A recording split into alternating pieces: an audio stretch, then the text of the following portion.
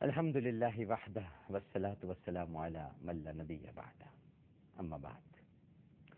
کیو ٹیلی vision دیکھنے والے تمام ہی ناظرین کو پوری دنیا میں جہاں جہاں اس وقت ہماری ٹرانسمیشن دیکھی جا رہی ہے سب کو بہت ہی خلوص ادب اور احترام کے ساتھ عامر لیاقت حسین کا السلام علیکم. ناظرین کرام، آئیے اپنی اصلاح کریں. ہمارے یہ پروگرام آج 8واں دن ہے.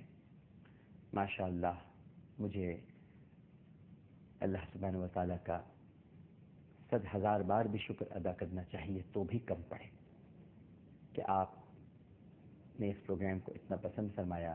اتنی ساری ای میلز آ رہی ہیں، کالز آتی ہیں، ماشاء اللہ سے SMS آ رہے ہیں ہمارے پاس. ادھر آتے ہیں جب ہم ARY ڈیجیٹل کی ٹرانسمیشن کرتے ہیں تو اس حوالے سے بھی SMS آتے ہیں. حالانکہ یہ QTV پہ پروگرام ہوتا ہے. آپ کی بڑی محبت، بڑی مہربانی.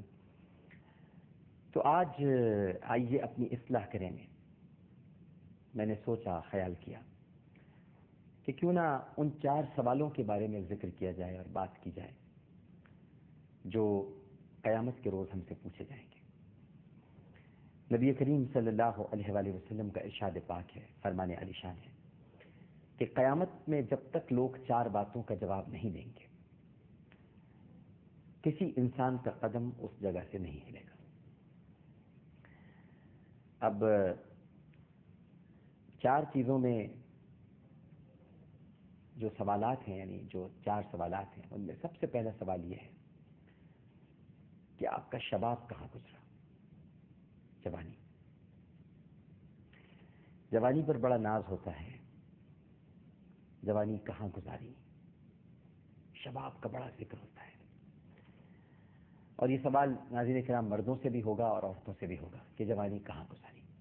صرف مردوں سے نہیں ہوگا، عورتوں سے بھی کیا جائے گا. ظاہر ہے کہ قیامت کا روز ہے، سب لوگ مجرموں کی طرح کھڑے ہیں. اس میں مرد ہیں، عورتیں ہیں، تخصیص تو نہیں ہے، سوالات تو ہیں.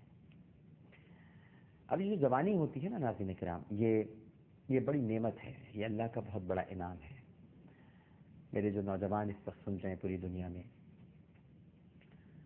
وہ دیکھیں اپنے آپ کو تھوڑی دیر کے لیے تو ان کی ایک باڈی ہے، ایک جسمانی خد و خال ہے، ایک خاص قوت رکھی ہوتی ہے آپ کو جوانی کے زمانے میں. جوان ہے تو 10 بوریاں بھی اٹھا لی، بھاگ بھی لیے، دوڑ بھی لیے، سانس بھی نہیں پھولا.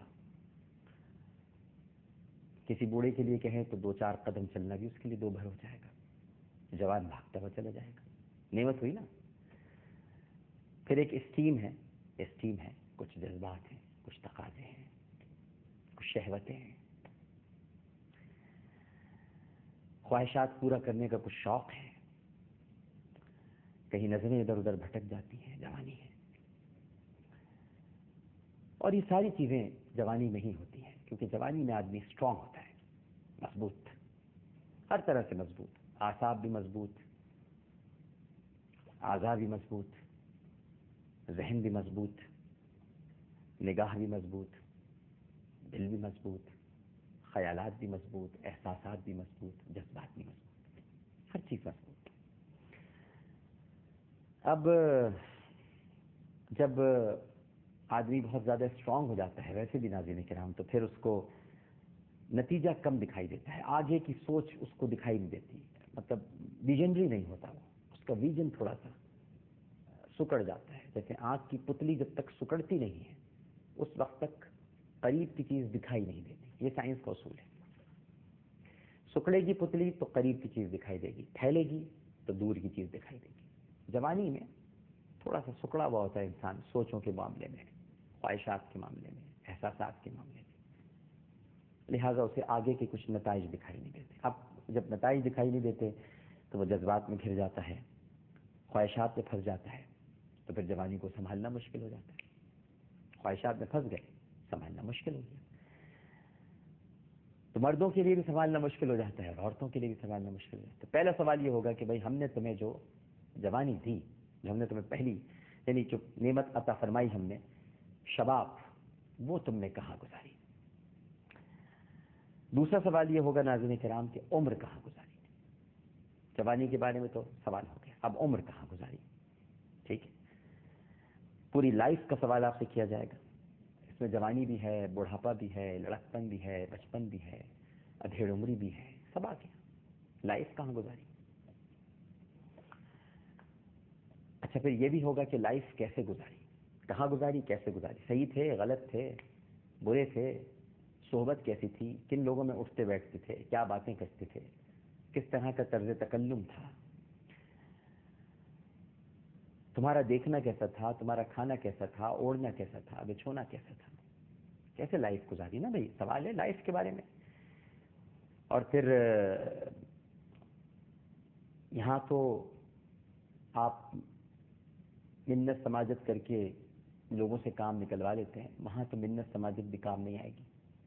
وہاں تو بس سوال ہے اور اس کا آپ کو جواب دینا ہوگا، اور کسی کے دباؤ پر تو ہو نہیں رہا یہ سوال. یہ تو احکم الحاکمین کا دربار ہے. یہاں تو ہر انسان عام ہے، کوئی خاص نہیں ہے. نہ کوئی بادشاہ، نہ کوئی وزیر، نہ کوئی سفیر، نہ کوئی ایم این اے، نہ کوئی ایم پی ہے، نہ کوئی جاگیردار، نہ کوئی وڈیرا، نہ کوئی امیر، نہ کوئی طاقتور. سب برابر ہیں اس کے دربار میں، سب سے سوال ہو رہا ہے. اور پھر فرمایا نبی کریم صلی اللہ علیہ وآلہ وسلم نے کہ جب آدمی سے یہ کہا جائے گا کہ تم نے فلاں کام غلط کیا، فلاں کام غلط کیا، تم نے فلاں محفل میں بیٹھ کر فلاں عورت کو بڑی بری نگاہ سے دیکھا تھا، تم نے فلاں بینک میں کام کرتے ہوئے کیش میں ہاتھ مار کے 1000 روپے اپنی جیب میں ڈال لیے تھے، تم نے دکان پر کام کرتے ہوئے جب ناپ تول ہو رہی تھی تو ایک پلڑے کے نیچے میگنیٹ لگا دیا تھا، تم نے چائے کی پتی میں چنے کے چھلکے ملا دیے تھے، تم نے بیسن کے اندر ریت ڈال دی تھی. سب سوال ہوں گے، سارے یہ گناہ یاد دلائے جائیں گے. اور جب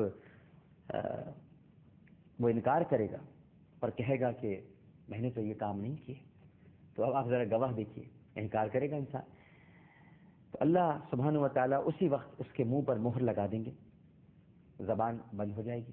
جیسے وہ کہے گا میں نے نہیں کیا، مہر لگی ہے کیوں کر کے، تھپا ہوتا ہے نا، ٹھک، یہ مہر آ کے لگی، بس چپ، کہہ دیا تم نے، ٹھیک ہے. اب ہاتھ کو حکم ہوگا بولو، اب ہاتھ بولنا شروع کرے گا. اس پر اچانک زبان ابھر آئے گی. ہمارا تصور ہے کیونکہ ہم تصور ہی کر سکتے ہیں کہ بولے گا کیسے. زبان نکل آئے گی، لب آ جائیں گے اور ہاتھ بولنا شروع کرے گا. انہی ہاتھوں سے میں نے بیسن میں مٹی ملائی تھی، انہی ہاتھوں سے میں نے چنے کے چھلکے چائے کی پتی میں ملائے تھے. یہ ہاتھ جواب دیں گے. وہ زبان چپ ہے، اب منہ پہ مہر لگی ہوئی ہے. آنکھ بولنا شروع کر دے گی، ہاں پروردگار میں نے اس عورت کو دیکھا تھا بری نگاہ سے، بالکل اس آنکھ سے دیکھا تھا. پیر گواہی دیں گے، ہاں پروردگار ہم کسبی کے کوٹھے تک گئے تھے، بالکل گئے تھے، ہم نے برے کام کیے. ٹارگٹ کلرز کے پیر بولیں گے، ہاں ہم نے فلاں جگہ پر گھات لگا کر اتنے لوگ مار دیے تھے، قتل کر دیے تھے.